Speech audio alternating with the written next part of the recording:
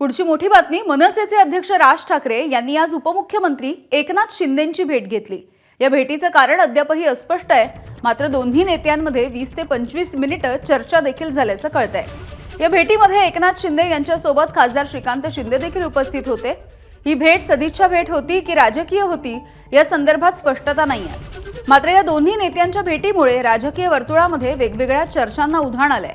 दरम्यान कल्याण डोंबिवली महानगरपालिकेमध्ये मनसेच्या नगरसेवकांनी शिवसेनेला दिलेल्या पाठिंब्याबद्दल उपमुख्यमंत्री एकनाथ शिंदेंनी राज ठाकरेंचे आभार मानले अशी माहिती सूत्रांकडून येतेय।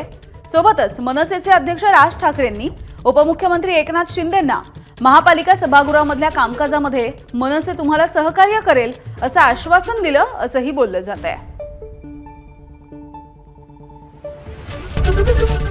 एबीपी माझा, उघडा डोळे बघा नीट।